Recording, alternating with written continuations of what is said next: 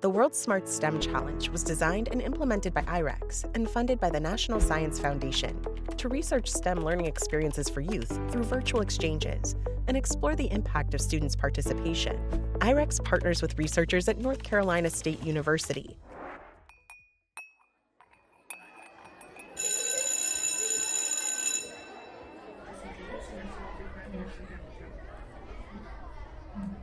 We know that we're trying to help protect the environment from pollutions, right? Mm-hmm. Is that going to be the best one or the solar? Oh, you were asking a virtual design like the electromagnetic induction or the solar panel? In the fall of 2022, middle school students at the Hope Tolson Community Public Charter School in Washington, D.C. didn't know much about Ghana. Everything they see or hear about Africa is on the TV, is on the radio. They never really experienced what it's like. But that year, they, along with the high school students at the Academy for College and Career Exploration and 11 other schools in the Washington, D.C. metro area, participated in a virtual exchange program with their peers in Ghana, where they collaborated to solve environmental problems plaguing both their nations. We do laugh a lot because the teams, our accents are different, so sometimes we don't understand each other. We joke a lot about that. The World Smart STEM Challenge is a really wonderful program that brings together students from the United States and students in Ghana, and they work together on a binational team in order to solve a real-world problem. So they use STEM skills and cross-cultural skills to work together to identify a challenge in both of their communities, and then they create an innovative prototype in order to solve that challenge. So as it's being melted, liquefy the plastics and possibly generate toxic fumes. Do you understand what I'm trying to say? It can easily be melted.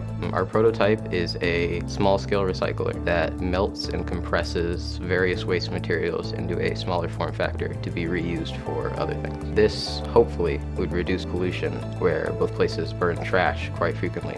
The problem with the rubbish burning was because of the pollution, but with our machine, it does not cause any pollution. And also, since it uses the solar energy, we can use it across the world. So right now we're using electromagnetic induction to replace gas and fire and use electricity so the stove can work.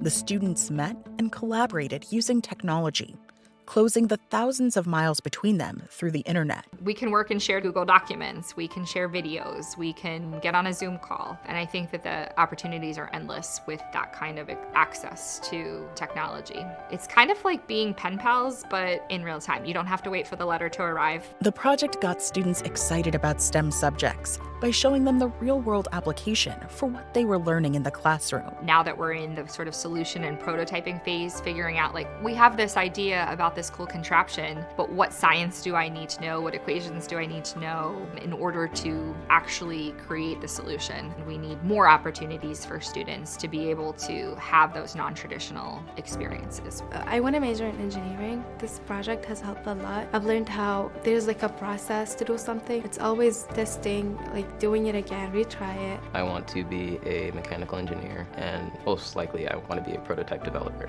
I'm a science-loving person, so I just decided to join. Even students who don't plan to join a STEM field found a new appreciation for how science and engineering have an impact on their lives. I really want to be a fashion designer. STEM plays a role in that because in fashion, you have to create and build things, and you also have to draw out a prototype of what you're going to do. The challenge gives them an opportunity to do something they wouldn't have otherwise considered, because far too many times they don't think it's for them. Research has shown that students who aren't normally engaged or excited about STEM, this could be students who are from underserved communities, girls who can be underrepresented in STEM, and girls also have a tendency to lose interest in STEM in the middle school years. And this research shows that project-based learning that is connected to real-world problems increases enthusiasm and interest in STEM. The project taught students how to engage in cross-cultural collaboration and work in teams toward a common goal. We were comparing our problems that are happening here in the United States and also in Ghana, and that we are trying to find a solution. What we are doing right now, it actually gives us in-depth knowledge about how other countries are also facing some sort of problem that they are facing. I think that if we had more opportunities for students to interact internationally, ultimately we're going to make our students better global citizens.